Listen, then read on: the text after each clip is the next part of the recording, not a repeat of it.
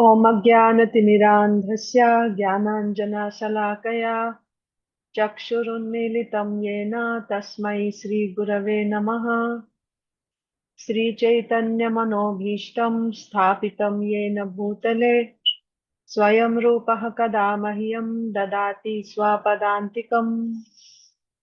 वन्देऽहं श्रीगुरो श्रीयुतापदकमलं श्रीगुरून् वैष्णवांश्च श्रीरूपं साग्रजातं सहगण रघुनाथान्वितं तं सजीवं साद्वैतं सावधूतं परिजनसहितं कृष्णचैतन्यदेवं श्रीराधा कृष्णपादान् सहगण ललिता श्रीविशाखान्वितांश्च नमो विष्णुपादाय कृष्णप्रेष्ठाय भूतले श्रीमते भक्तिवेदान्ता स्वामिन्निति नामिने नमस्ते सारस्वते देवे गौरवाणी प्रचारिणे निर्विशेषा शून्यवादी पाश्चात्य देशतारिणे जय श्री कृष्ण चैतन्य प्रभु नित्यानंदा श्री अद्वैता गदाधर श्रीवासादि गौर भक्त वृंदा हरे Krishna Krishna Krishna Hare Hare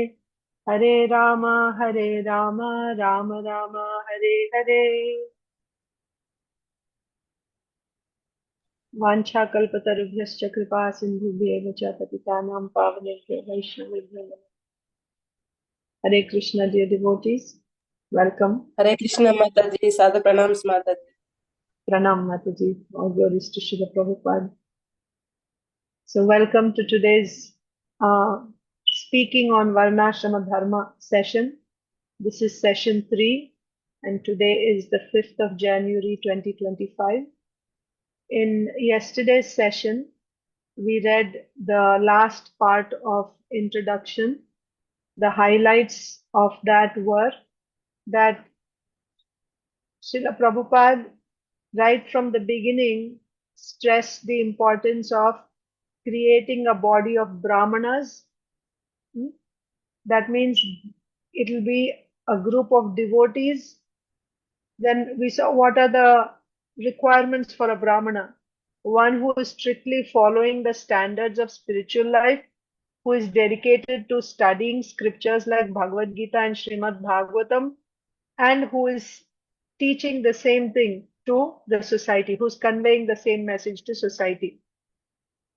But the question is, even in Vedic society, there were Brahmanas, but in the modern day, Brahmanas are accepted based on heredity by birth, but they were not able to do justice to the duties of a Brahmana, which is living by the standards of spiritual life, studying Bhakti Shastras like Bhagavad Gita and Srimad Bhagavatam, and conveying that message to everyone. So, in that situation, what should be done if there are no Brahmanas, but Brahmanas are required? Then Srila Prabhupada, or we read that by following the Pancharatrika Vidhi as given by Narad Muni in his Narad Pancharatra, he gave Narad Pancharatra. So by following that Pancharatrika Vidhi, even one who is not born in a Brahmana family can be trained into a Brahmana. And whatever is said by Narad Muni is once again confirmed, endorsed by Srila Sanatan Goswami in his Hari Bhakti Vilas. So we also discussed how Hari Bhakti Vilas as well as Satkriya Saradipika are the guidelines for a community of devotees, how the community should be conducted, what type of karma and how much karma the people in that devotee community must be following. Then also we read how Srila Bhakti Siddhanta Saraswati Thakur faced opposition from the caste Brahmanas. Caste Brahmanas means, or what we call Smarta Brahmanas, who uh, who claim that only by birth one can be Brahmanas, and anyone who is not a Brahmana by birth, cannot be initiated. And following Narada Pancharatra and Haribhakti Vilas, Srila Bhakti Siddhanta Saraswati Thakur was initiating those who didn't take birth as Brahmanas, and this was outrageous to the Smarta Brahmanas. So Srila Bhakti Siddhanta Saraswati Thakur fought against that. And our Srila Prabhupada also faced the same difficulty when he was giving Brahminical initiation to those who were born uh, in families, Westerners, the people who are born in the Western countries. But Srila Prabhupada was convinced, and he very staunchly defended initiating, um, initiating people based on the Vidhi, Pancharatra Vidhi given by Narad Muni and also by Srila Sanatan Goswami, and as personally exemplified by his spiritual master, Srila Bhakti Siddhanta Saraswati Thakur. And in that, we also saw even women would actually qualify by following. So women would also, according to Srila Sanatan Goswami's Hari Bhakti Vilas, women could also be given Brahminical initiation as long as those conditions are satisfied. Then what were the difficulties? So Srila Prabhupada went ahead giving initiations to the Westerners, Brahminical initiations, and they were actually not just him, but the whole world could see how people who were so sinful, who were addicted to sinful activities like drugs, to sex, to meat eating, they had been converted into exemplary Vaishnavas. Uh, by this method of following the Pancharatra Vidhi. So then we also saw how Srila Prabhupada, quoted from Srimad Bhagavatam, a fourth canto, that the preachers in the Krishna consciousness movement have actually, in the purport, Srila Prabhupada is saying, that the preachers in the Krishna consciousness movement have actually experienced that even the Yavanas and Mlechas have taken to spiritual life on the strength of Narad Muni's Pancharatrika Vidhi. So yes, there was success. He was able to, there were a group of devotees who were able to sincerely follow the standards of temple living. But at the same time, the downside was a large percentage of those who were initiated as Brahmanas started falling away because they were not able to sustain, they were not able to keep up with the Brahminical standards, that is, living in the temple, the rigorous Brahminical standards that were required, rising early in the morning, taking bath 3 times a day, worshipping the deities, maintaining cleanliness, studying the scripture, teaching. They were not able to keep up with this. So then at that time, we also saw how, here it is compared to the slogan that the Marine Corps had, that are you good enough to get in? That means, do you have enough, strength, right? Enough qualification to actually join the army like that, or the Marines. So similarly, at that time, those who were falling away, for them the slogan was, are you good enough to stay in? Right? Are you, it was so difficult. Only those who are qualified could remain. Many were falling away.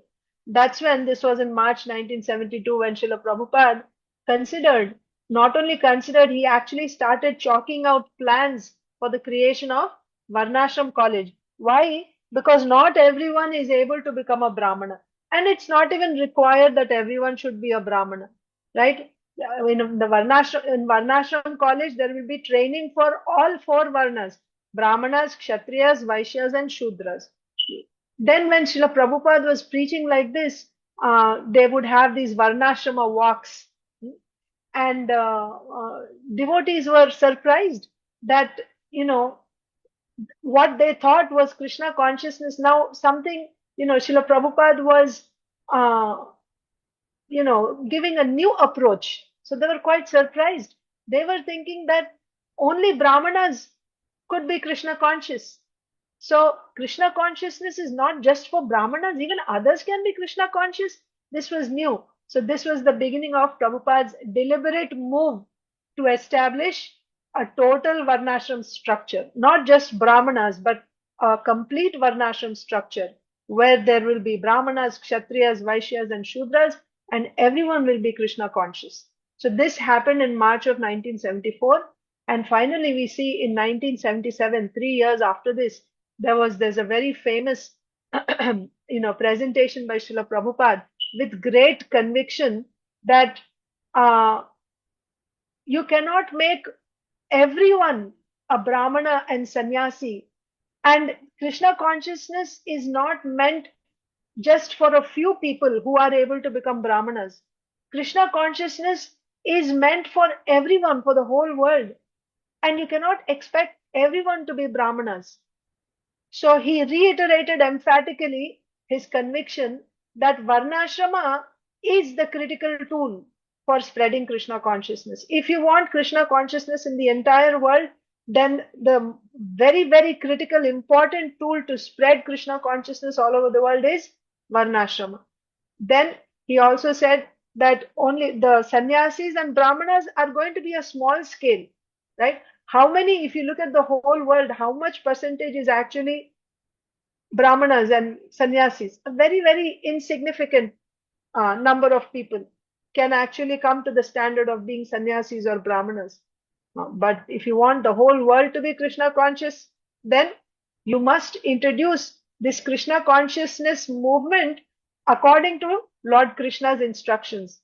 As we see in the 18th chapter, how Krishna is speaking about everyone is influenced by the modes. Every person in this creation is influenced by the modes. Based on the modes, each person has a particular swabhava, and there can be 4 varnas or 4 divisions based on karma and swabhava, guna and karma. Then that is Brahmana, Kshatriya, Vaishya, and Shudra. And there are activities and qualities for each one. They are also delineated by Krishna. So this Krishna consciousness movement must be established according to Krishna's instructions if you want to do it in a large scale for the benefit of the whole human society. So this was actually said by Srila Prabhupada on February 14th, 1977, which happens to be the Valentine's Day. So this is called Mayapur Valentine, right? This presentation by Srila Prabhupada on February 14, 1977. 1977 is also the year when Srila Prabhupada left the planet, or he disappeared. Physically, he disappeared from this planet in 1977. So therefore, that is the, that's the last year. This was the last presentation. So therefore, it's called the Mayapur Valentine. That means this is real love to establish a social system that can bring everyone from the Brahmanas, sannyasis, to the Shudras and the most materialistic people. Everyone can be brought back home, back to Godhead. Like that, we concluded yesterday's session, and also we concluded the introduction. Now we will start with the first chapter.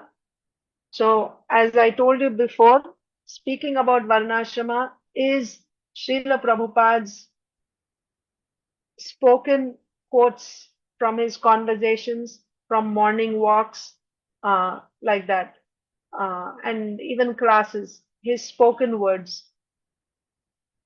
So we will just go and we will read. So that it's given according to each topic. Under that topic, we'll be reading Srila Prabhupada's conversations, like that. So the first topic is mutual respect in Varnasrama. This is the first topic, mutual respect in Varnasrama. And this is taken from a room conversation in Montreal on July 16, 1968. Room conversation in Montreal on July 16, 1968. Testing the success of one's occupation. Government grants land to, so these are the topics that will be covered in this. Testing the success of one's occupation, right? The occupation that you're doing, is it successful? or what are the standards of success? Government grants land to citizens, taxes linked to production, caste system, natural versus corrupt. So in caste system also there is corrupt caste system and natural caste system. So that will be covered. In Varnasrama, everyone's position treated with honor, regardless of whether you are Brahman, Kshatriya, Vaishya, Shudra, everyone will be treated with honor. These are the topics that will be covered in this conversation. Srila Prabhupada, you can sit down. So everyone is working, never mind in whatever occupation one is engaged, that does not matter. But one has to test whether he is becoming successful because everyone wants success.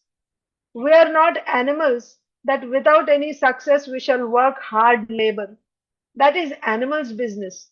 Just like several times I have given the example, Dophar, Dophara Gadha, the ass of the washerman. Dhobi, like Dhobi's Gadha, Dophar Gadha, the ass of the washerman.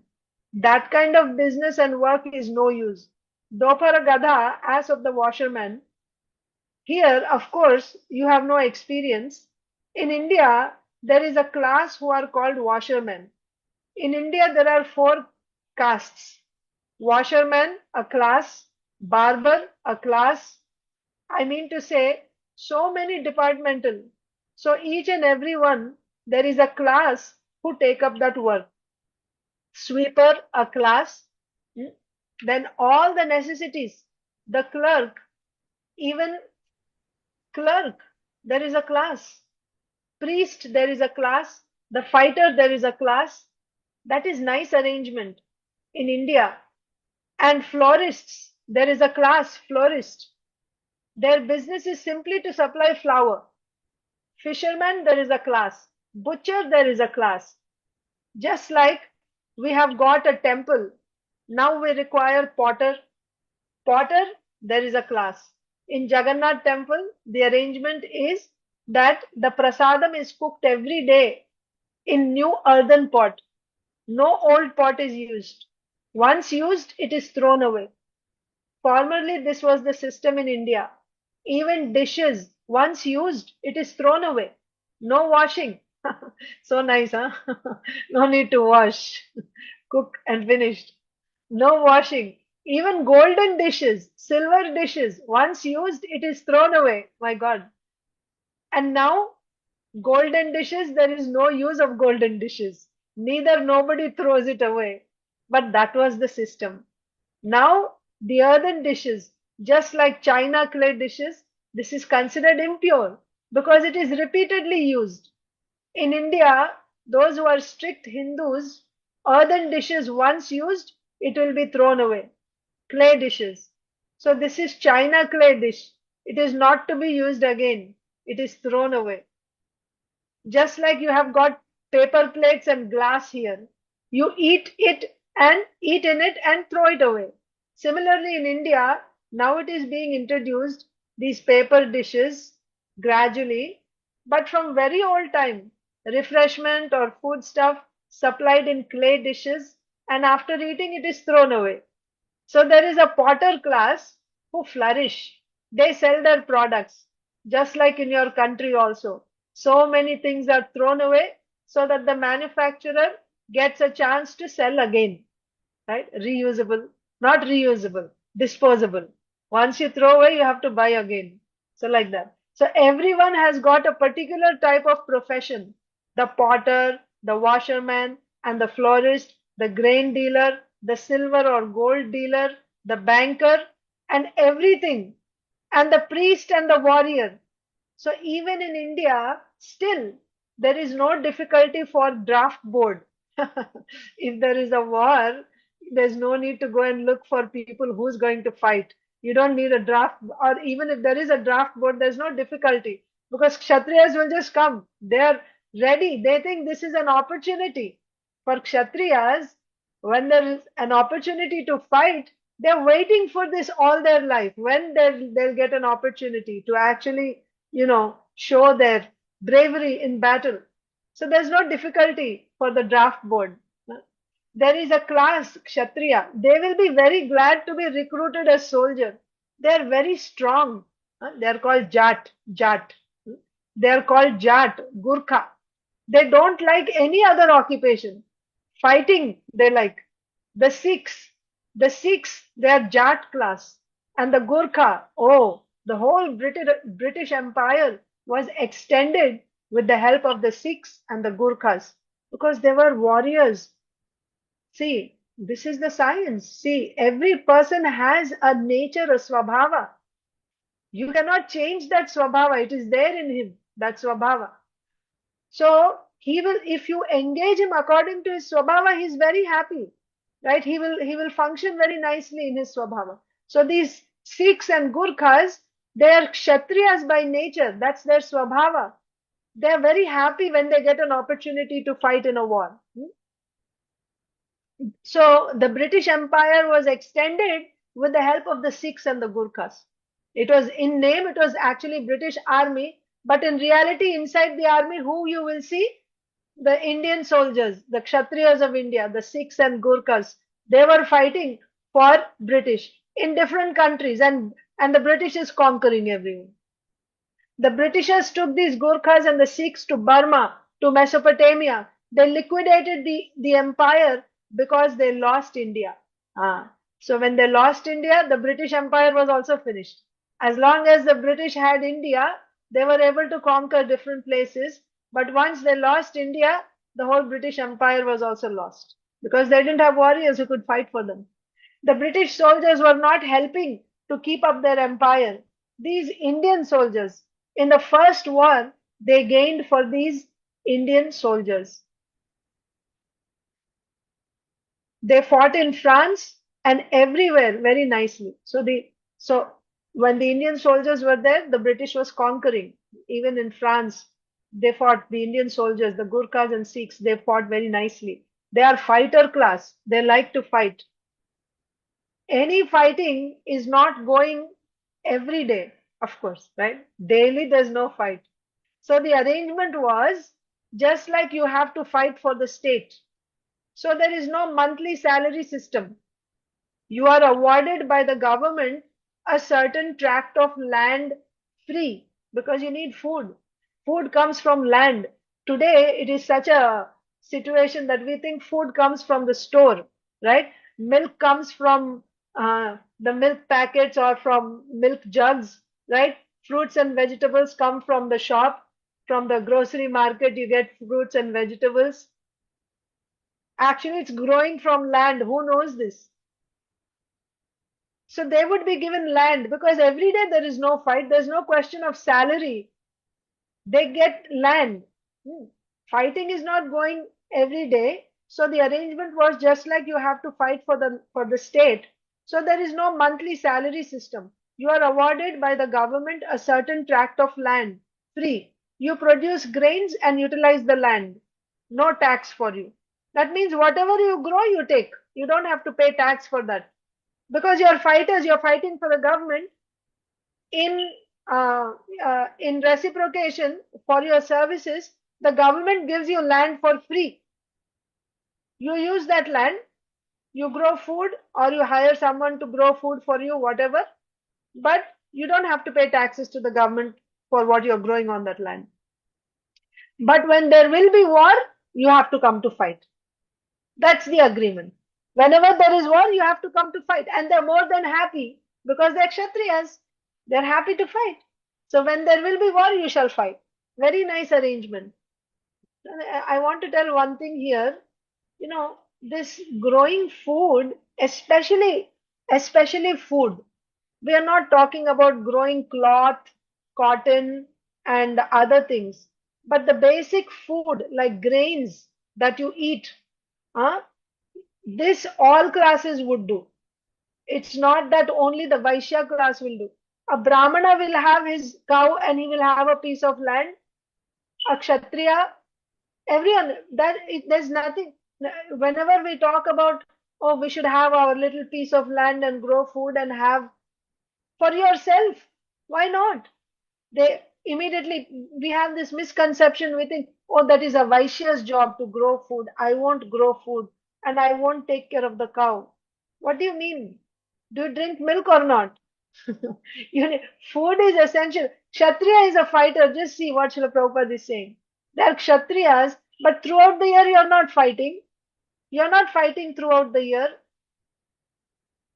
You can hire someone or whatever, or you can do it also. There's nothing demeaning in if you have your land and you grow food and you have your, you have a cow and you milk your cow. That doesn't mean now you fell from Kshatriya's position. It doesn't mean that. Vaishyas, they do it for the whole society. They grow enough so that they have for themselves and they're growing for the rest of the society also. That Kshatriyas won't do, or Brahmanas, or they can do little bit whatever they need. They have their land, or they can hire some Shudras to come and work for them. Shudras work for others. Yeah, Shudras can come and work on the field for Kshatriyas, but they have land also. In fact, Kshatriya means a landowner who holds land. That's a Kshatriya. Okay.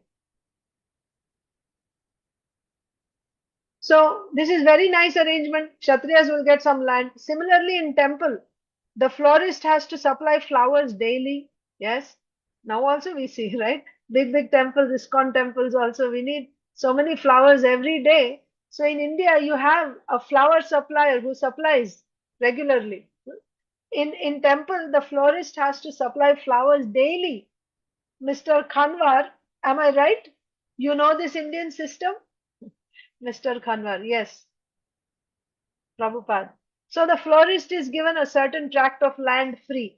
See. So he has to supply flowers. So he is given a tract of land free. And let him produce flower and make business. But the quantity of flower I require for my temple, he must supply daily. How nice, huh? The temple has land. Temple has land. We were reading in Chaitanya Charitamrita also. Temple means Krishna's land. It's not belonging to the priest or somebody in the temple. No, that is Krishna's land. So Krishna is not dependent on your donation, that if you don't give donation, Krishna does not get his flowers, he does not get his grains. It's not like that. Krishna has his own land, each temple. We read in Chaitanya Charitamrita about the various temples, the deities in Bengal, right? Various deities, they had so much land. What to speak of feeding Krishna? They were producing so much every day, they would feed thousands of people, prasadam, meals, full meals they would serve out on Krishna's account. On Krishna's account they were doing it. So how they will maintain all that? So even for that, somebody coming and growing, they also need, they're also a class of people. This is Varnasrama system. That's exactly what Srila Prabhupada is saying here. One class of people are florists. They just grow flowers. They just grow flowers. And some piece of land, the temple gives this much piece of land to this florist. This is temple land. You can grow on this. But the condition is every day you have to supply flowers to Krishna. And he will produce more. And whatever you produce, you can sell. You can make a business of it for your livelihood. But you should supply this much flower we need every day for Krishna. You have to provide. Nice. That's his, service also to Krishna. You can say that is his tax, and he's also living nicely. And generation after generation they will do. Such a nice system. In the temple also, the priest, generation after generation, they can be serving the deities because that's a class. Priestly class is a class. Those who grow flowers is a class. Those who grow grains, they are a particular class. Washermen, a class. Like that.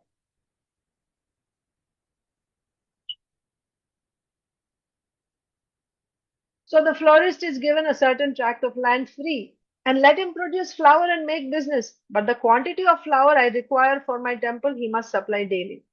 Similarly, the bandsman, he should come and play band, right? Those who play instruments. That's another class. You see, some remnants we see in India, right? Actually now I think they're even hired, but actually there's a class of people, like in marriages, right? They come and they play. Even traditionally also we'll see. Only traditionally they had these traditional musical instruments I have seen in South India. They have Shehnai, they have these dholaks and different musical instruments, and they have a certain, certain melodies that they play for different occasions. Simply by hearing that melody, you understand, acha, this is the festivity that is going on, like that. So that's a class of people. You just have to go and call them, and they will come and they will play, and they get some remuneration exchange. They get some food, some clothing, like that.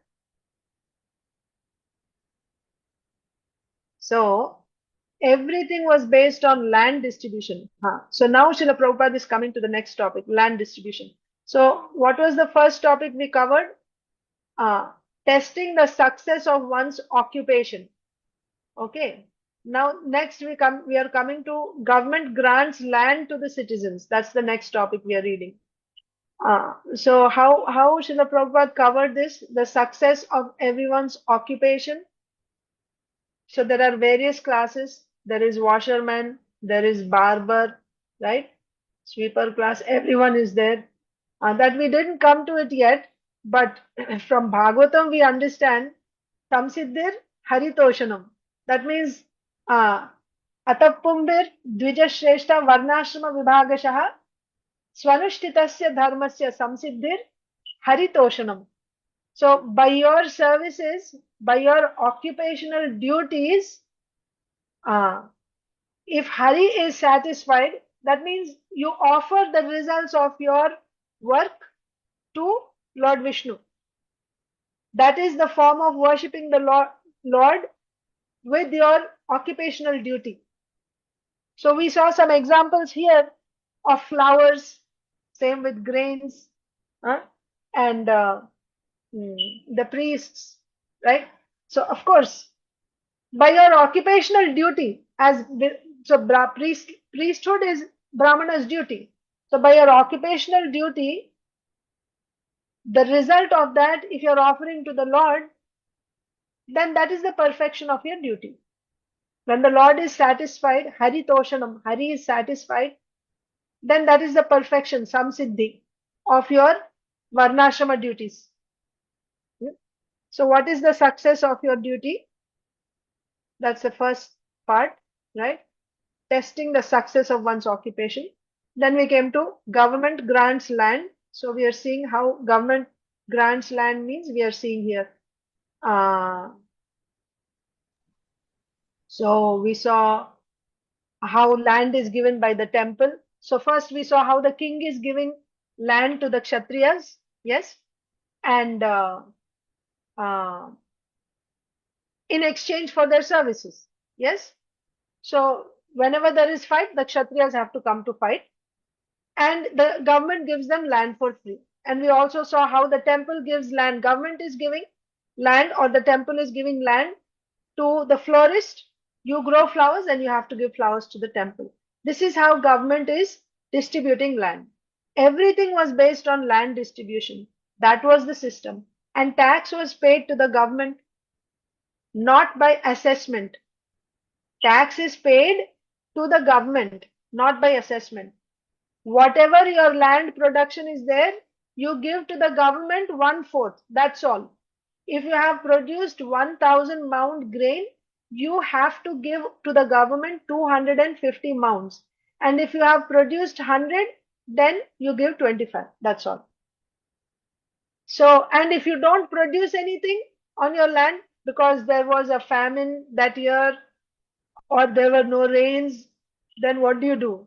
You don't owe anything to the government. If you don't produce, what you will give? If you produce, if you get a bumper crop, then you pay more to the government. If you get less, then you pay less. So you are not deprived of anything there because of paying taxes. It's not like you starve or die, we don't care, you have to pay our taxes. It's not like that. Depending on how much you earn, that much you pay. So there is no question of harassment. Whatever is the production is there, whatever production is there, that much, 1/4 of that you have to pay.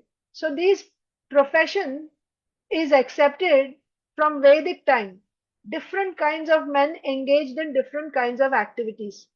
Maybe a florist, maybe a potter, maybe a cobbler, maybe anything, grain producer, so many. Society requires so many things. So according to Vedic system, there is a class, and Bhagavat says that you are engaged in your occupational duty. So whether you are getting success by such occupational duty, yes, that was the first section, right? Are you getting, how to test whether you are getting success from your occupational duty, whatever. So first of all, there is a class for occupation. It's not like it is open to everyone like we have today, right? Anyone can become a lawyer, anyone can become a software engineer, anyone can become a doctor, and you can change your profession at any time. It's not like that. It's not like that. Uh, and also, it is not that the class is not based on birth also. That we have to, that also will come. We will discuss that also. Class is not based on birth. Uh, and it's not that you keep changing. Oh, now I feel, now I'm very good at growing flowers, so now I'm a florist. And after some days, actually, I'm very good at music. Now I'll become a musician. That will become my profession. Or after some time, no, actually, I'm doing better in a Vaishya job, so I'll do something else. No, it's not like that. That is why there is training. Each person is trained. And how the training is given? After identifying your swabhava. What is your swabhava is identified, and based on your swabhava, training is given. Once the training is given, now you have to live according to that only. There is no changing. Shreyan swadharmo vigunaha paradharmat swanushtitaha. Right? Swadharme nidhanam shreyaha paradharmo bhayavaha. It's better to, uh, you know, even meet with destruction in the course of performing your own duty than to accept another's duty. So there's no question of changing duties. You have to stick to your duty. That we can discuss. We already discussed in Bhagavad Gita, but if there's questions, we can discuss that also. Okay. So let's continue. What is the success of your occupational duty? Srila Prabhupada is, himself asking that question. You are engaged in your occupational duty. So whether you are getting success by such occupational duty, the Vedic system does not condemn anyone. You are a potter? Oh, you are lower. No, you are as good as a priest because you are doing your duty. That's all right. The Vedic system never condemns. So what we see as the caste system, right, and the outcasts, untouchables, and all these things, this has come. This is the corrupt form of caste system. This is not the Vedic system. In the Vedic system, everyone is needed for the proper function of society. If the society is like a body, the body needs hands, the body needs legs, right? You need your heart, you need everything, your stomach, your head, every organ of the body, every limb of the body has a particular service to offer, and all services are required for the body. So there's no question of looking down upon or, rejecting one limb. It's not like that. But this happened, the corrupt system, because of the corrupt system, some people, they took monopoly, like they are the chosen ones, and they exploited the others, considering them to be lower. But in reality, it is not like that. See what is said here? You are as good as a priest because you are doing your duty. Now, how is your duty assigned? Your duty is assigned based on your nature, based on your swabhava. Who will recognize your swabhava? That is why there is a guru, right? There is a gurukula. So now how can we introduce this system? That's the big question always devotees ask. So now where? Now what do we know? What is our system? That's why Srila Prabhupada said we need Varnasrama colleges. That's where we have to start. When there is a Varnashrama college, there will be professors in that college, teachers, right? They are trained to identify what is the Varna of this person based on that person's Swabhava, and then give training accordingly, like that. But here the point is, no profession is condemned, right? Regardless of whether you're a florist or a priest or a Kshatriya or a Vaishya, not like in today's world. If you're a doctor, then you're very respectable. And if you're doing some other work, oh, that's not a good work. No, it's not like that. As long as, because why it is not like that?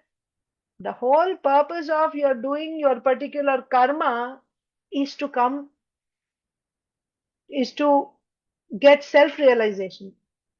The purpose of karma is to get self-realization. The purpose of karma is not to maintain your livelihood or even, to get profits. That is not the purpose. Even if it is to get your livelihood, this verse from Bhagavatam says this. Mm. What's that verse? कामस्य नेन्द्रिय प्रीतिर लाभो जीवेत यावता जीवस्य तत्व जिज्ञासा जीवस्य तत्व जिज्ञासा and it is not meant for karma. The last line says narthorthaya karma bihi, like that. That means kamasya nendriya priti. Kama means what?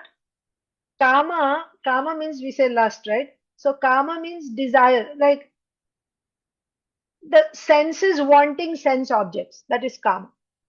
Okay.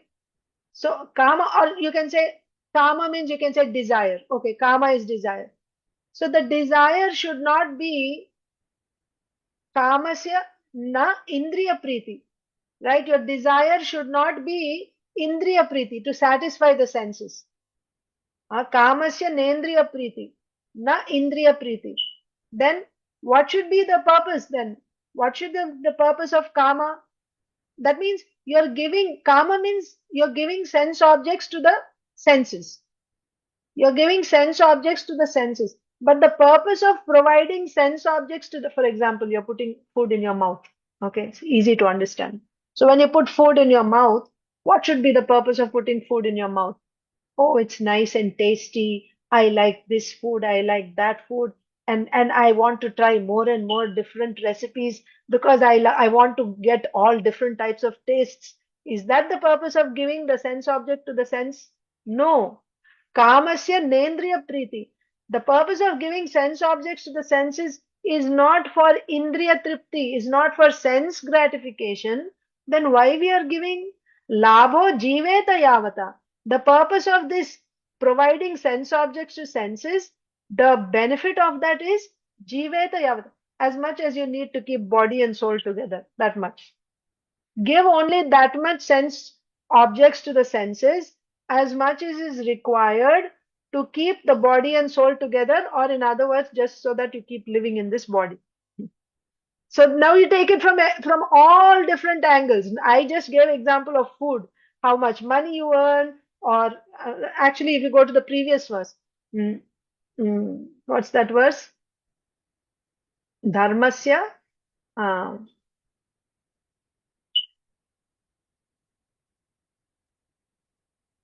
So the purpose of performing dharma, okay, dharma, is not to get artha. Generally, we understand dharma, artha, kama, moksha, right? So dharma is not meant, you're not doing, dharma means work, whatever occupational duty you're doing. The purpose of doing that should not be to earn wealth. How many people will accept this today? How many people will accept it? That if you're working, the first thing you will see is how much salary are they offering me? What benefits are they offering me? Isn't it? If they give good benefits, if they give me, enough, yeah, benefits includes everything. Your medical, how much vacation you get and all other things, and how much salary they are paying you. These are the things you see before you go for a job. But Bhagavatam is saying Dharma should not, dharma means your duty, occupational duty. Dharma should not be done for the sake of artha. Artha means wealth. Narthorthayopakalpate. So, na artha, narthorthayopakalpate. So, dharma should not be done for getting artha. But even if you're not working for the sake of artha, still, when you do dharma, artha will come. Any dharma, when you do some form of artha, remuneration will come. It can come in the form of money. It can come in the form of some skill, or it can come in the form of following, right? Fame, name, recognition. So many ways. You'll get some artha. When you do dharma, artha will come. But you should not be doing dharma for the sake of artha, first thing. Then what should I do with the artha that comes automatically? That artha which comes, you should not engage that artha for kama, for lust, for sense gratification. Don't use it for sense gratification. I am not asking for wealth. It's like sometimes you just get inheritance, for example. You didn't expect it, it just came. Or, we don't engage in lottery tickets, but I'm just giving an example. You just get wealth all of a sudden. Now, because I didn't work for it, I didn't ask for it, but it just came. So I'm just, I didn't cheat anyone. I got it, so I'm going to use it. Can we say that? Bhagavatam says no. When you work, when you do dharma, automatically artha will come. That artha should not be used for sense gratification. Then the next verse is saying, what I quoted, Kamasya Nendriya Pritir. Then your desire in life should not be sense gratification.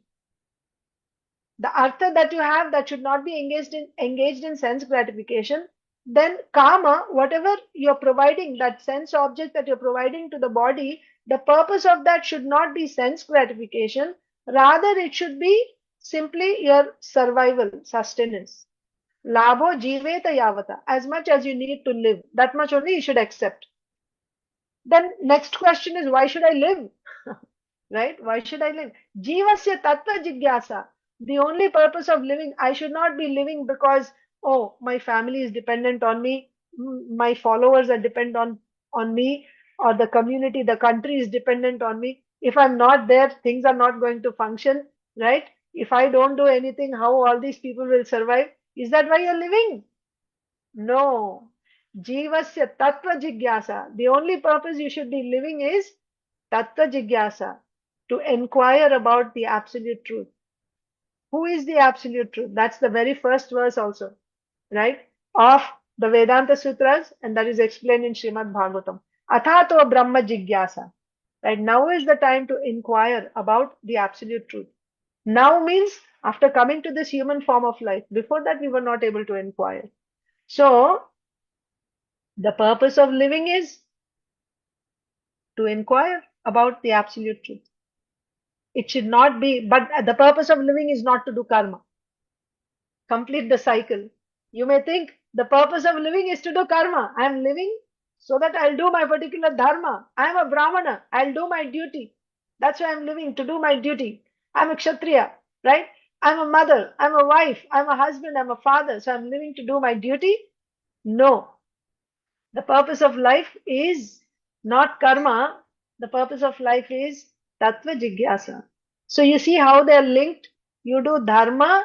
The purpose of dharma should not be artha, but still we do dharma, right? Why we do dharma? We do dharma because we still have that vasana. Vasana means we have dharma or karma. We have this taste for doing karma. That's why we keep doing karma. So that will go away when we get full Shraddha. Then the tendency, the desire to do karma will go away when we get Shraddha in Krishna consciousness. Anyway, let's get back to this reading here. Why I came here is uh, about duty, right? So you are as good as a priest because you are doing your duty. That's all right. Never condemns. So whatever duty you do, the purpose of duty, why I was explaining to you, why it does not matter what work you do, whether you do a potter's job or you do a king's job or you do a priest's job, why it does not matter. What is important is that you're doing dharma, and that dharma is assigned to you based on your swabhava. And the purpose of dharma is, as I explained to you just now, ultimately self-realization. Not just self-realization, God realization. First, understand yourself. You're not this body, you're a spirit soul. And then further on, you have to progress and realize the absolute truth. Jivasya tattva jigyasa. Tattva means truth. Tattva jigyasa. That's why you're living. And that's why you should be doing your dharma. Dharma should not be done for artha, and artha should not be used for sense gratification. So then artha can come in the form of name, fame, it can come in the form of money, respect. So therefore, we keep switching jobs now. Oh, I'm here now, I want to be here because that's a more respectable job that fetches me more money, and everyone will look up to me now. I will be the leader, I will be the head. No, that's still material platform. What is the purpose of doing your dharma? Ultimately to come to self-realization and even further realizing the absolute truth, the Supreme Lord.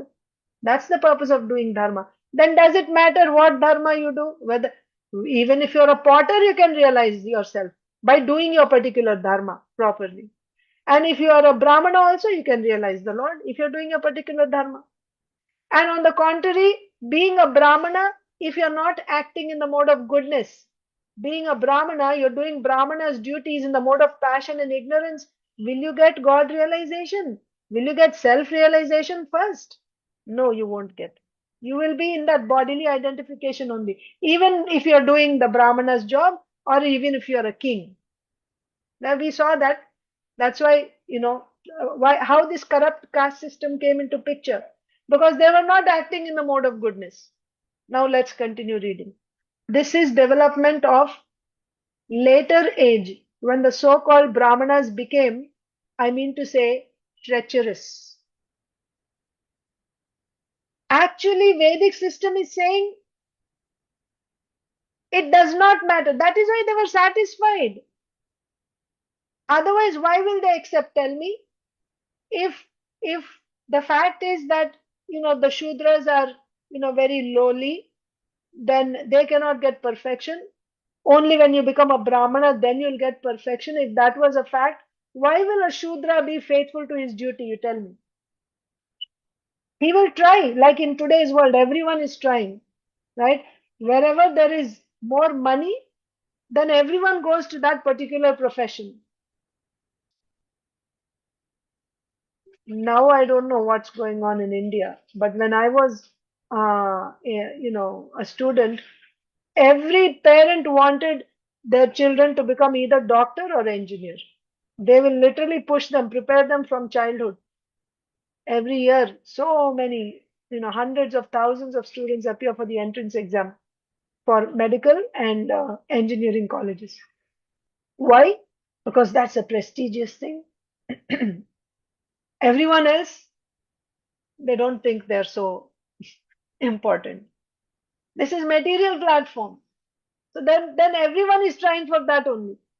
Everyone is trying for that. Even if they fail year after year after year, some people they try for 5 years also, just sitting at home preparing, studying, and again they'll go trying to get into that particular college so that you can become a doctor or an engineer like that.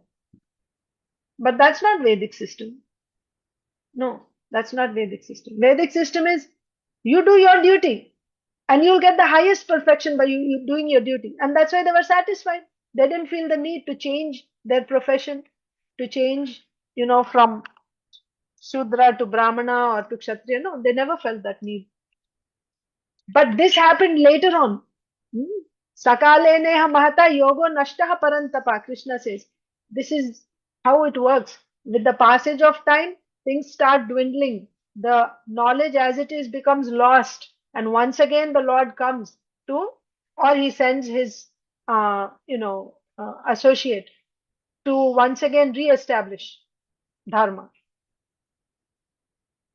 So what happened was, this is development of later age when the so-called Brahmanas became, I mean to say, treacherous. They began to condemn so-called lower class. So-called, it's not actually lower class, so-called. They termed it like this. You are outcast, you are lower class.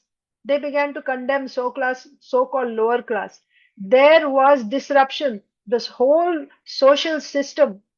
But in the beginning, it was not the original, when you say Sanatan Dharma, Vedic Dharma, there was nothing like that.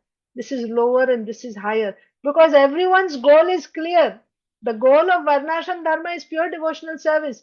And regardless of who you are, everyone can come to pure devotional service. Then what is the need to change your profession? So they have got respectable terms, just like a Brahmana is addressed as Pandit Maharaj. So this is like later on, right? When the caste system, the perverted or corrupt caste system came. Now, when someone has this title, oh, this is Pandit ji, this is Brahman, so respectable person. Oh, Thakur ji, that means a Kshatriya, very respectable person. And someone is like a, Shudra type of potter or something. Oh, low class, he's a potter, he's a cobbler, right? This happened later on.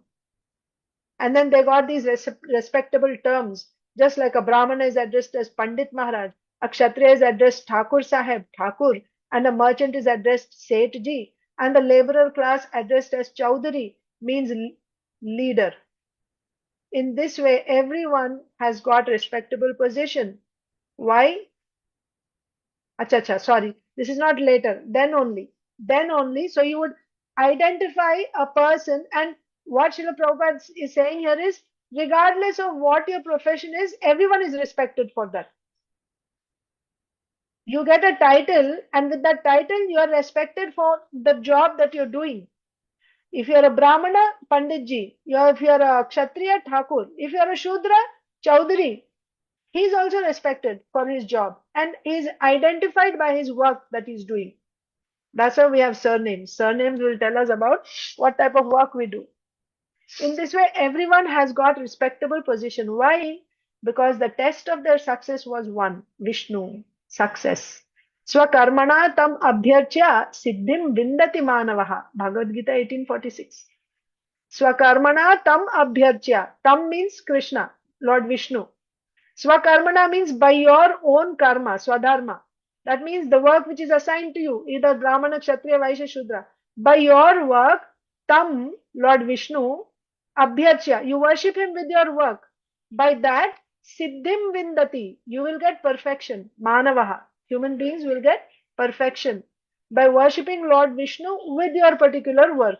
How do you worship the Supreme Lord with your work? Whatever result you get, you give that all to Lord Vishnu. By worship of the Lord, who is the source of all beings and who is all pervading, a man can attain perfection through performing his own work. Whatever your occupation may be, that doesn't matter. But if you worship the Supreme Lord by your occupation, then you are successful.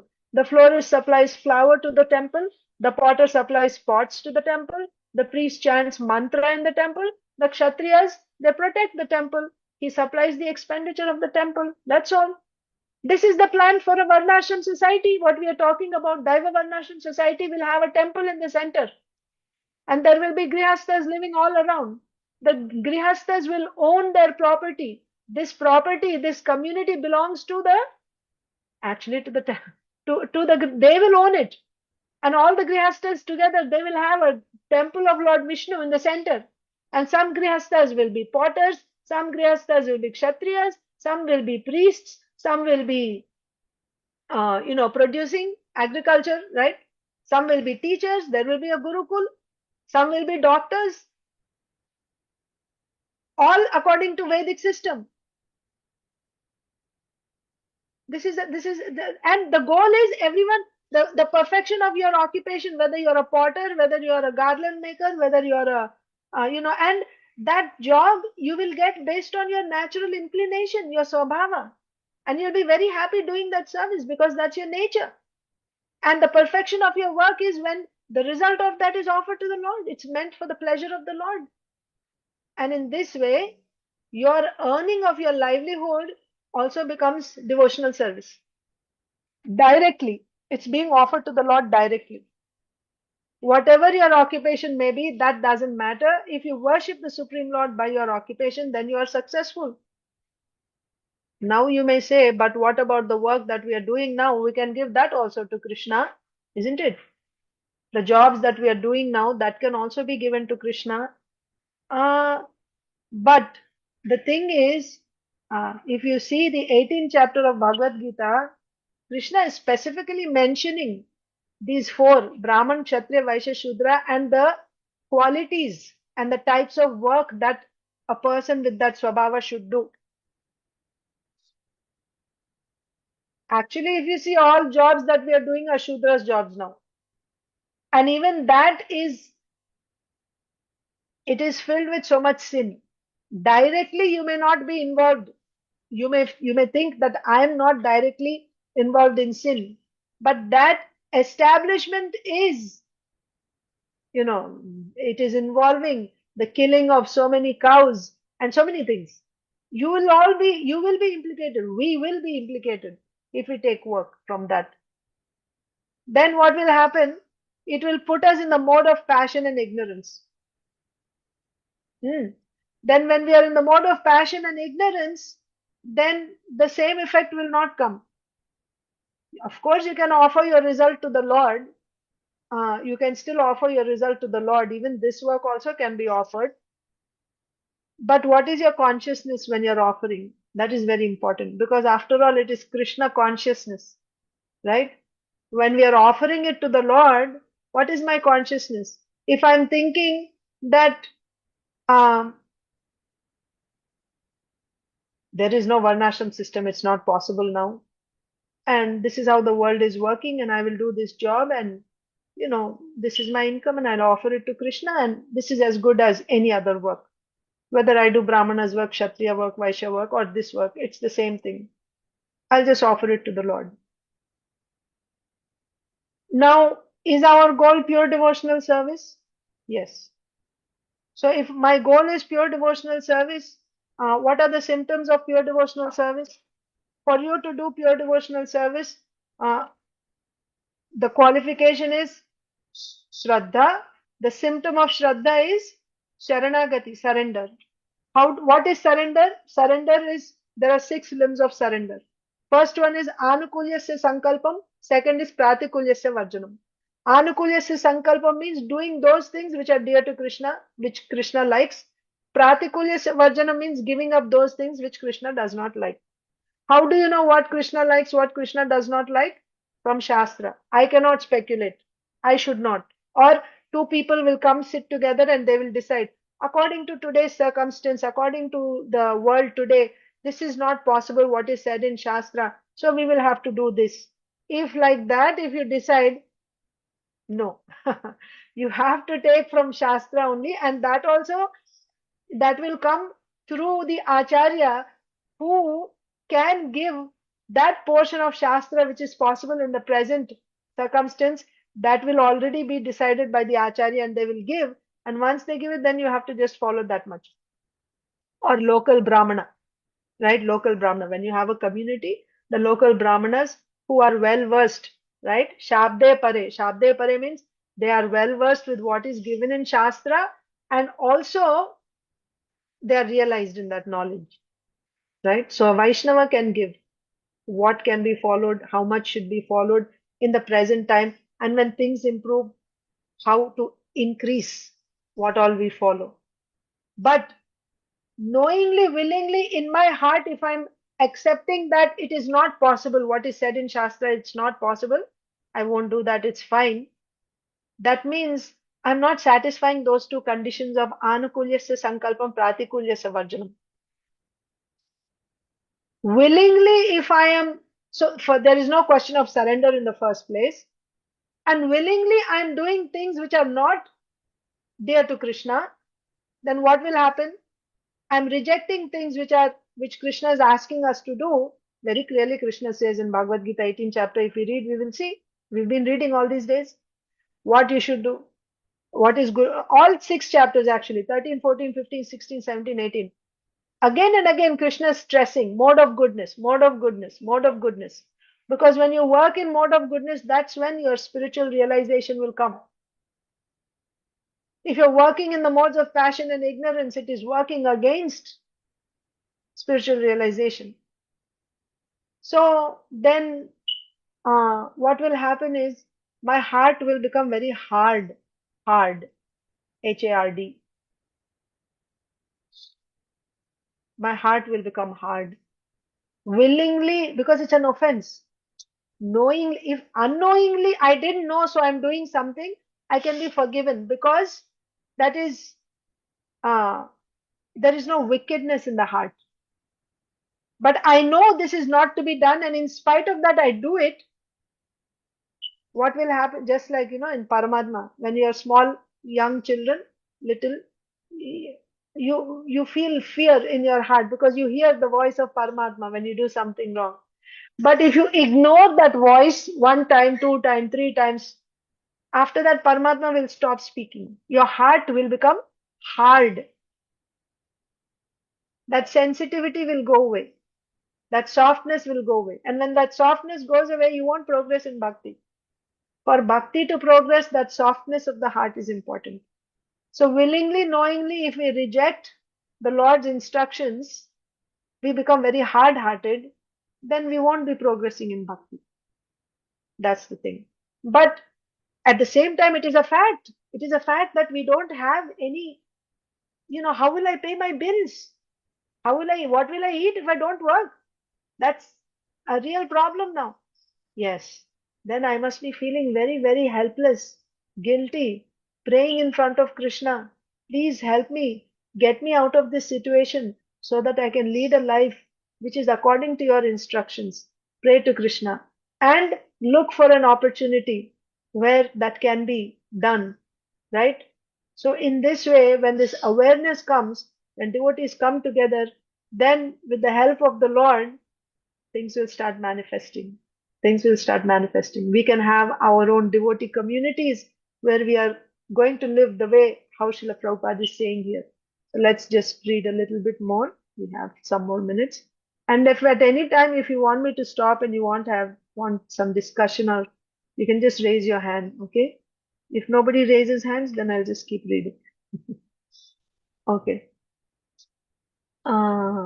Yes. The potter supplies pots to the temple, the priest supplies, chants mantras in the temple, the kshatriyas protect the temple.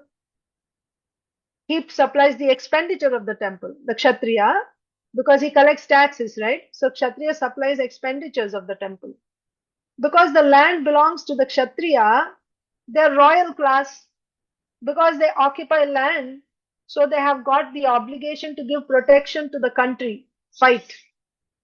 They shall fight.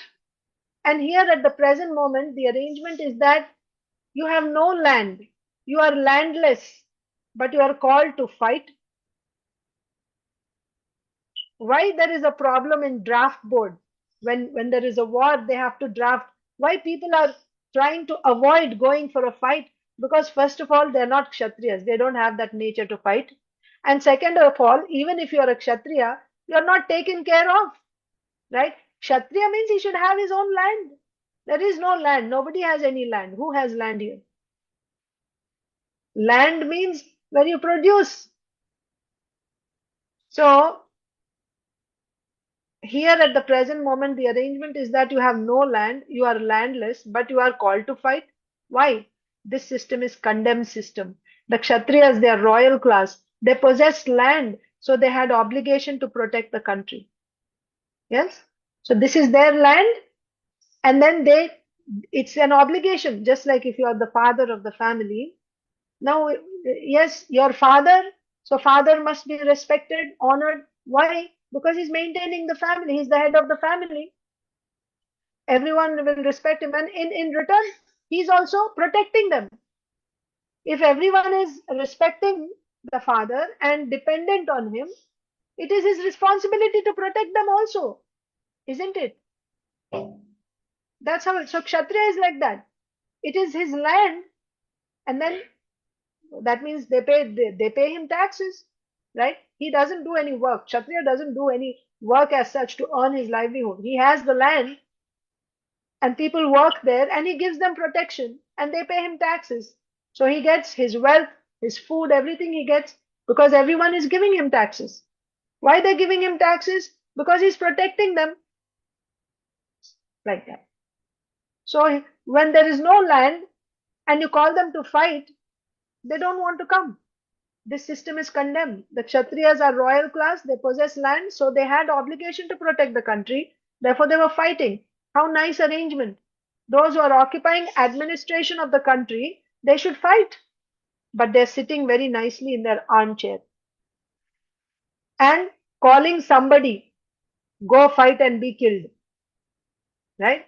The big people in big positions, they're sitting back in their chairs and sending the soldiers to fight and get killed on the battlefield. This system is not scientific system.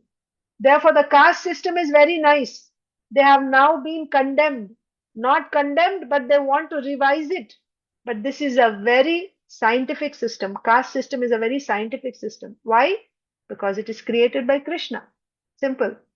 Why is caste system very scientific? Because it's created by Krishna. Krishna says in the Bhagavad Gita, Chaturvarnyam maya srishtam guna karma vibhagashaha. I have created the 4 divisions of caste. It is not exactly caste, section, varna, right? Because we saw in the introduction or before introduction, caste means generally, if you translate it into Hindi or Sanskrit, you'll say jati. Varna is not exactly jati because you also have jati. You can say sparrow jati, pigeon jati, dog jati, cat jati. Varna doesn't mean just jati, right? Varna means Brahman, Kshatriya, Vaishya, Shudra. That's why Srila Prabhupada is saying it's not exactly caste. It's a section, Varna. Krishna is saying, I have created these 4 divisions, 4 sections. How can you stop? Right? It is natural. This is there in everyone. Your particular Varna is already there. That Varna is based on your Swabhava. So, Bhagavat recommends, Suta Goswami is addressing, Ataha Pumbir Dvija Shrestha Varnashrama Vibhagashaha. This is first canto, second chapter, text 13. O best among the twice born, it is therefore concluded that the highest perfection one can achieve by discharging the duties prescribed for one's own occupation. The highest perfection one can achieve by discharging the duties prescribed for one's own occupation according to caste divisions and orders of life is to please the personality of Godhead. Right? What is the perfection? Highest perfection of your job that you're doing, the highest perfection of the work that you're doing, when the Lord is pleased by that work, when you are serving the Lord and satisfying the Lord with your work. How can you serve the Lord and satisfy the Lord with your work? By the results of that work. Whatever result you get, you give it all to the Lord and serve Him nicely, gorgeously with the results of your work. Then that work is perfect. Such work is perfect. Now, if your work is involving so many sinful activities and you want to please the Lord with that, actually, there's so much discussion here. Offering of work also, there is 2 types. Offering of work because of love and offering of work because of uh, detachment. There's 2 types. We had discussed this once in Chaitanya Charitamrita class about giving the example of, that fan, that you have an old fan in your house. It's been sitting there for decades and you don't have any use for it.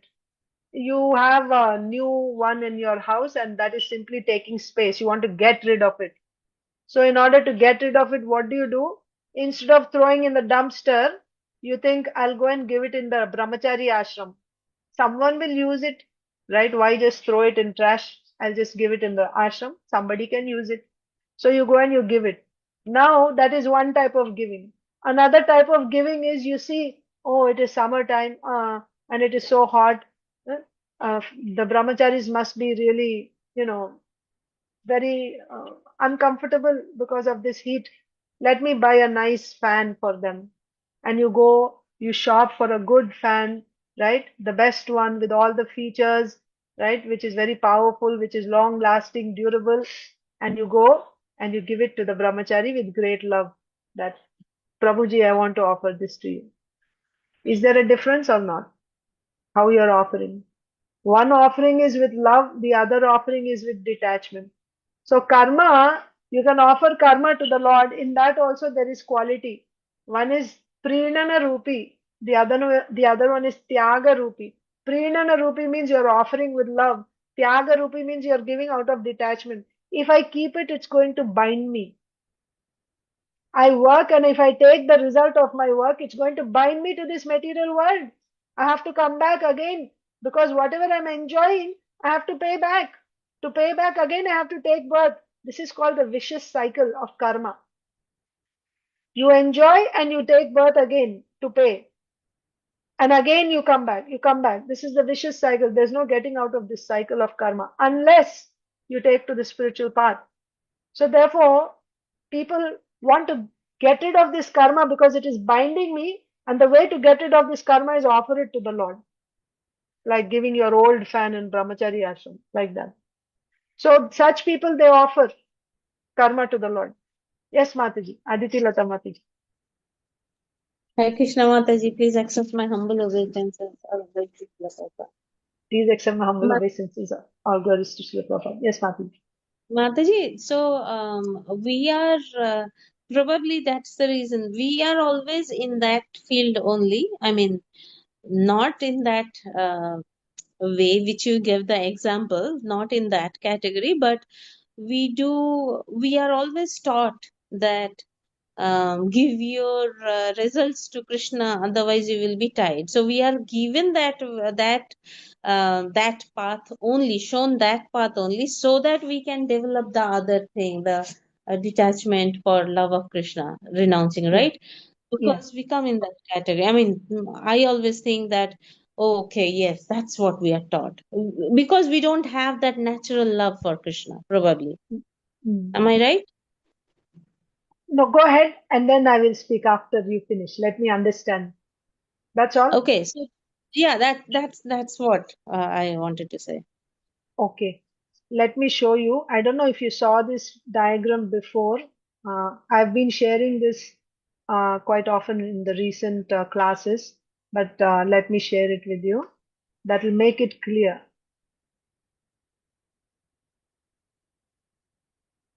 Have you seen this before, Mataji, Aditi Lata Mataji? This diagram? No, Mataji. Okay. So look at this diagram. This is, you are seeing my cursor, right? This is a karmi. Yes. Karmi Hmm. means he will work and he wants the result and he'll take the result and he will enjoy it. And by enjoying it, he's bound. Again and again, he'll have to take birth. This is karmi. So Yes. most people in material existence, and actually below this karmi will be another area called vikarmi. Karmi means he will be doing only that work which is prescribed in the shastras. So Brahmana, Kshatriya, Vaishya, Shudra, Karma. So if Hmm. he's doing anything other than what is prescribed, he'll be below this, like vikarmi. So let's say he's a karmi. The only turning point for this karmi is when he gets the association of a sadhu.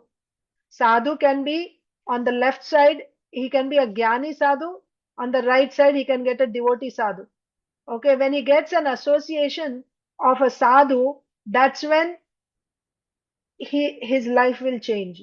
How it will change? Let us say he goes this way. He gets a jnani's association. Now the Jnani will tell this Karmi, my dear friend, you're working so hard and you're getting the result, and that result is binding you again and again. The fact is, you're not this body or a spirit soul. One day you're going to die, and after you die, everything that you earned, you have to leave behind. And based on the work that you did, you have to take birth again. Again, you will die. So don't do this karma. This karma is simply, no, that means don't do karma for the sake of the result. If you are taking the result, that result is going, like exactly like you said, it's going to bind you. So then this Jnani will say, you should give away your result. If you hold on to the result, that will be the cause of your bondage. So with the guidance of this Jnani, now this Karmi enters this area. So this is called NKY, means Nishkama Karma Yoga. Nishkama Karma Yoga. Okay, so this is what Krishna explains in the first 6 chapters of Bhagavad Gita, Nishkama Karma Yoga. So here, he won't tell him to stop work right away. That also we read in the 3rd chapter. Uh, an intelligent person should not ask a karmi to stop work immediately. No, he should engage him in all types of work, but the result of that work you offer to the Lord. Why? The reason is you're offering it to the Lord. If you don't offer it to the Lord, it's going to bind you. Now, if now if you meet a devotee sadhu. So that's why it depends what is your motivation. What is your motivation in offering depends on the association of sadhu that you get, because that sadhu will guide you accordingly. So let's say this karmi has come in association with a devotee sadhu on the right side. DVD means Daiva Varnashram Dharma. NKY means Nishkama Karma. This is DVD means Daiva Varnashram. So then this devotee will tell him, my dear friend, you are actually, of course, you're a spirit soul. Then, but who is the spirit soul? Spirit soul is a servant of the Supreme Personality of Godhead. Jivera Swarupa Hoy Krishnera Nityadas. The position of the living entity is to render, constitutional position is to render devotional service to the Supreme Lord. If you try to take all that karma, the result of your karma, first of all, you're being selfish. Everything belongs to the Lord. He is the enjoyer. Bhoktaram yagya tapasam sarvaloka maheshwaram suhridam sarva bhutanam gyatva mam shanti mrichati.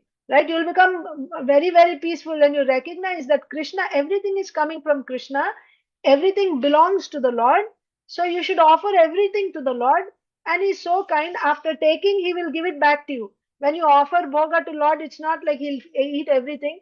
He will give it back to you. But when you get the result of what you offer to the Lord, that result, first of all, you will get the result even normally without offering to the Lord. If you do some work, you may or may not get the good result. Sometimes it can fail. Sometimes you can get. But when you offer to the Lord, certainly you will get result. You will get. And on top of that, that result will not bind you. So you must offer it to the Lord. Huh? Actually, that is done here also. Same. That is also not Prinana Rupi, Tyaga Rupi only. Because after all, you want the result. For that he's doing. But here he will say that everything belongs to the Lord. He is the master, right? And you should offer it to him with love. Then this work is not going to bind you. Not only that, but by doing this type of work for the satisfaction of the Lord, you will develop your love for the Lord. So here, offering which is done here, based on the association you get, you will offer all your karma to the Lord in order to please the Lord. So you will offer, just like you buy some flowers and you take to the temple, you will, you will certainly you will have, devotees means you want to offer some flowers to the Lord, right? And when you make garlands for the Lord, Krishna looks so beautiful. You feel so satisfied. Oh, Krishna has accepted my services, right? So like that, but karma, that is devotional service. Making garland offering to the Lord is direct devotional service. But even karma, the work that I do, and that money, with that money, if I just engage all that money in the Lord's service, because I want to please the Lord, that will be the motivation here. How you will get that motivation? By the association of a devotee. When you get the association of a devotee, that devotee will guide you. Oh, like this you should offer.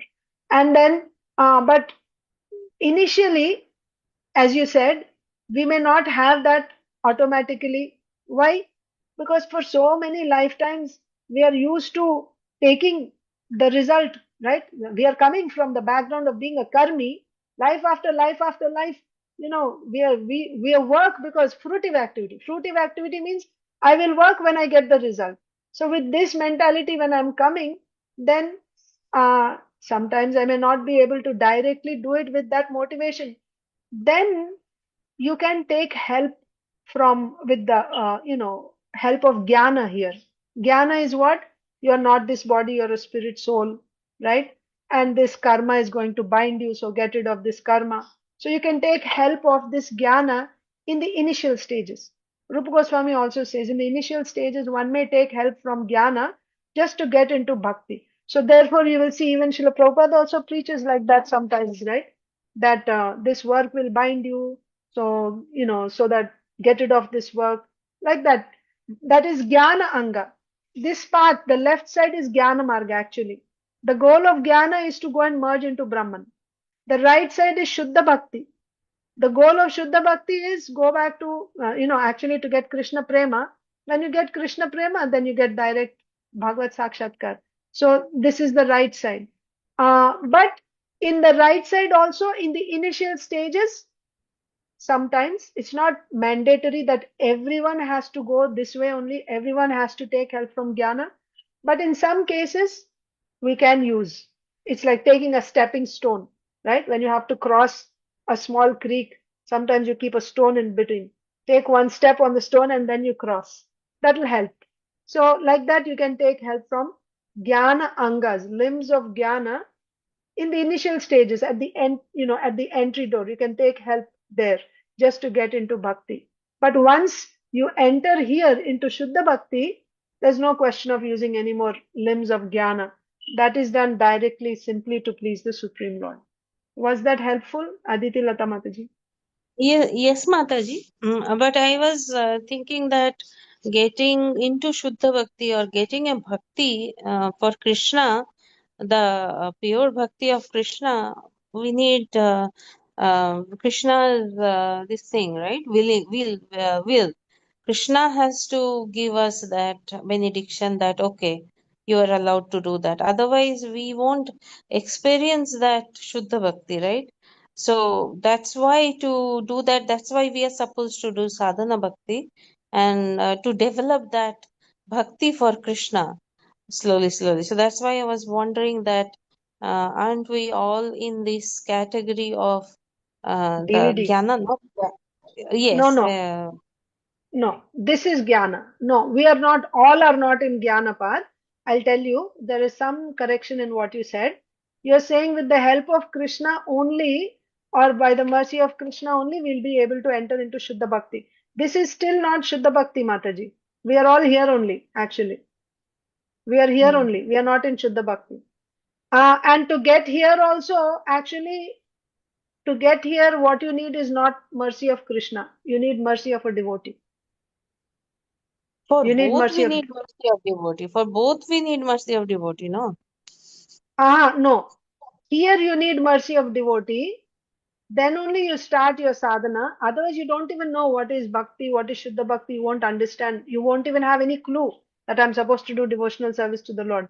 That we will get by the mercy of a devotee. It can be in this life or previous life. Okay? But Mm. the beginning is by the mercy of a Shuddha Bhakti only, you will start. If you have never ever in past lives also, you've never ever, come in contact with bhakti, then in this life, the very first time you met a devotee and that devotee gave you Krishna consciousness. Or it is possible you already started in the past life, you got that mercy of a pure devotee in the past life, you started, but then you didn't complete the process and maybe committed some offenses because of which when we commit offenses, we go away from bhakti also, from devotees association. And then, Mm. you give up your body and you take birth again. It seems like you just took birth in a non-devotee atmosphere and again you came in touch with someone, you came into devotional service, it appears. And in some cases, even without any association, I took to Krishna consciousness. It may seem like that.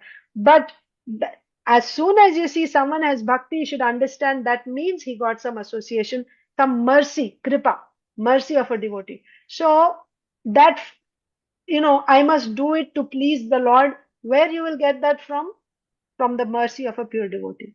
Now, what you said, with the mercy of Krishna, we will get Shuddha Bhakti. So, see, Shuddha Bhakti, according to Nectar of Devotion, there are three stages. There is Sadhana Bhakti, Bhava Bhakti, Prema Bhakti. So, this whole thing is Shuddha Bhakti. Okay? Initially, Mm. so Sadhu Sangha, Bhajana Kriya, Anartha Nivritti, Nishtha, all this is Sadhana Bhakti. Sadhana Bhakti is also Shuddha Bhakti. Then next here is Bhava Bhakti. Bhava Bhakti means ecstatic devotional service. That is also Shuddha Bhakti. And ultimately Prema Bhakti, this is also Shuddha Bhakti. This whole thing is Shuddha Bhakti. Now, to get into Shuddha Bhakti, what do we need? This is the entry door, Dridha Shraddha. You need Dridha Shraddha to get into Shuddha Bhakti. To start Shuddha Bhakti, you need Dridha Shraddha. How can we get Dridha Shraddha? Now, when we are here in this area, we will have association of devotees. That is the whole idea of Varnasrama community. Daiva Varnasrama community means you're living in the association of devotees. But because you didn't get Dridha Shraddha, that means you still have some taste to do karma. You still identify yourself with this body, right? And also, you may also have some shraddha towards karma. That means unless I do karma, I cannot do bhakti. I have to do karma, then only I can do bhakti. Like this. So because of these things, I don't have Dhrida Shraddha yet, and I'm still here. But while here, the people who are here, their goal is come to Krishna Prema. But they don't have the qualification of Dhrida Shraddha to start Shuddha Bhakti yet. So they're here. So what should they be doing while they're here? According to Shraddha, whatever Shraddha we have, that much bhajan we will be doing. I have Shraddha to chant Hare Krishna Mahamantra for 2 hours a day. So with that Shraddha, I will do some bhajan. And the remaining time, what should I do? When I'm not doing direct devotional service, either making garlands or chanting Hare Krishna or hearing Srimad Bhagavatam, when I'm not doing these things, the remaining time I'll be doing karma. But the karma that I'm doing, if I'm doing vikarma, that is putting me in the mode of passion and ignorance, and that passion and ignorance will pull me away from even the little sadhana that I'm doing. It will not allow me to do that sadhana. Whereas if I do that karma in the mode of goodness, then that goodness will, complement the bhajan that I'm doing. Together, it will actually support it. How? When you're in the mode of goodness and you're hearing Bhagavatam, you will understand the meaning of the Bhagavatam as it is. What is being said, I will be able to grasp the meaning exactly.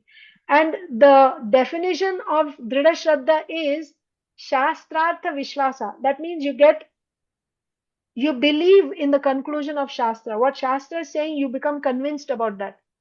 So when you are in the mode of goodness, you are able to take the message of Shastra as it is. You will be very soon, very quickly, you will be able to come to you'll get convinced about the conclusion of Shastra and you'll enter into Shuddha Bhakti. So here your question was, I will be able to enter into Shuddha Bhakti because of Krishna's mercy. Without Krishna's mercy, how I'll enter into Shuddha Bhakti? You will enter into Shuddha Bhakti when you have Dhrida Shraddha. Dhrida Shraddha means conviction in the conclusion of Shastra. That conviction will come by hearing from pure devotees again and again Shastras. When you hear Shastras, Shastra means Bhakti Shastra. Bhagavad Gita, Srimad Bhagavatam, Chaitanya Charitamrita, like this. When you hear again and again, now what will happen when I hear? I will get so many doubts in my heart, right? When you hear a statement, immediately there are two types of doubts. One is called Viparita Bhavana, the other one is Asambhavana. Asambhavana means this is not possible. How can this be possible? Viparita Bhavana means why only this?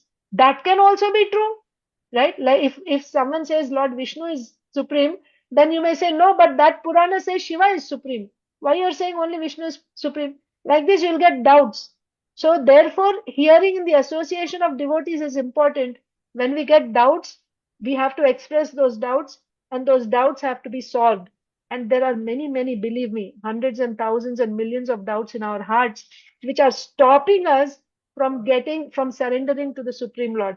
Symptom of Dhrida Shraddha is Sharanagati, surrender. So while we are in this area, what we are doing is, with whatever Shraddha I have, that much bhajan I will be doing. Because I don't have full Shraddha, I will still be doing some karma.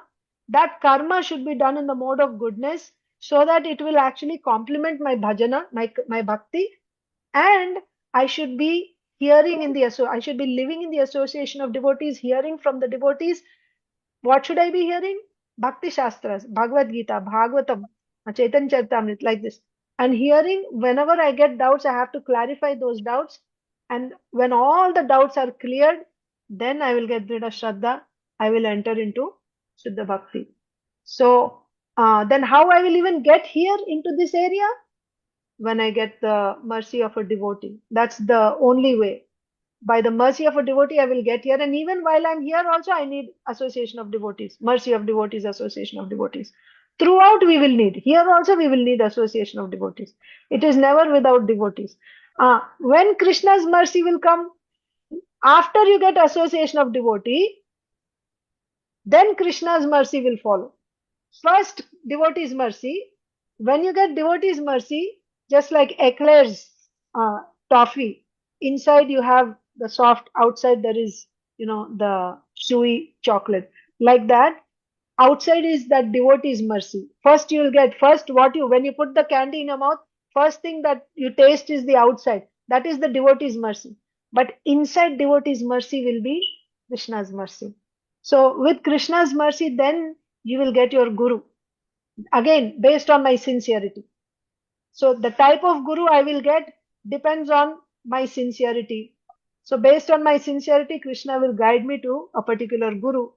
And then finally, when I get this Dhrida Shraddha, I will enter. What you'll do when you get Dhrida Shraddha? You'll be doing sadhana bhakti 24/7. That's all you'll be doing, sadhana bhakti. You won't have any other goals in life. You won't have nothing else. 24/7 sadhana bhakti, Shravanam, Kirtanam, Vishnu Smaranam, Padasevan, like this. That will be your effort. That will be your endeavor. When you do sadhana bhakti, Krishna becomes pleased by that sadhana bhakti. Then he will give his mercy again. In what way you get his mercy? He will start revealing himself. Here he will be reciprocating with you in the form of Krishna Bhavana. He will be in your heart in the form of consciousness. You will be experiencing Krishna's mercy within your heart. You will feel Krishna's reciprocation in the form of Bhavana, consciousness. Right? Sometimes you feel, oh, Krishna is so merciful. Krishna is so wonderful. You're getting that from Krishna only, but in the form of consciousness. He will reciprocate in the form of bhavana, Krishna bhavana. But as you progress in your sadhana bhakti further and further, when you come to bhava stage, there Krishna actually personally, Krishna in person starts revealing himself to you. So that is happening. Bhava can also happen by the mercy of a devotee. It's possible. But in prema, only Krishna will reveal himself. That's when, by your sadhana bhakti, when Krishna is pleased, he will give you mercy. That mercy is coming here. When he will actually lift the curtain and you can actually see him, you can touch him, you can talk to him, hear him. That will happen there, like that. That's the science of devotional service. Yes, Mataji. Thank you so much, Mataji. Like in Vrindavan, we see Yeah. all these devotees continuously, all the normal people, they're going to work and opening shops, everything. They're just saying Radhe Radhe. They're getting Yeah. angry at each other, Radhe Radhe. They're getting happy with each other, Radhe Radhe. Everything. The only word they say is Radhe Radhe. It's so beautiful. Yes, Yeah. Mataji. Thank you. Thank Hare you. Krishna. So we'll just wind up, Hare Krishna. We'll just wind up today's session. So we were reading uh, today's topic of speaking about Varnasrama was. Let me just finish this one paragraph, okay?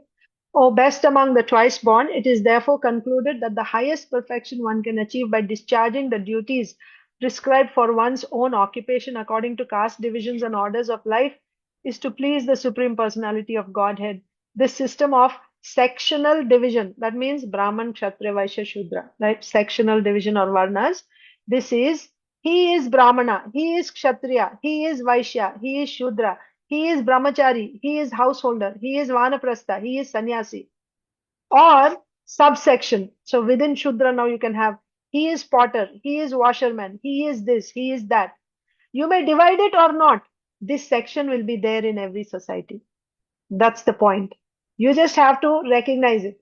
Whether you divide it or not, it is there in every society. So Bhagavad says that you may be situated in any section. It does not matter. Either you be a Kshatriya or a Brahmana or a potter or a washerman or whatever you may be. It does not matter. Everyone should be satisfied by his occupation. But how one gets successful by his occupation? He hasn't got to change the occupation. In the material world, one has to change his occupation for certain kind of success. So just like Srila Prabhupada is saying, in contrast, right, to Vedic system, in the material, when someone who's in the material, because Vedic system goal is to be self-realized, to come out of this ignorance, to come out of this illusion that I am this body. But in a materialistic society, the goal is material result, right? So there people are changing their professions. But actually in Vedic society, there is no need. So with that, we will end today's session. We will continue next Saturday. Uh, thank you all so much. Oh, sorry, Mataji, Achitpriya Mataji. That's why I sent a message in the morning at 5. I'm so sorry. Okay. No problem. Hare Krishna. Thank you, Mataji. Hare Krishna.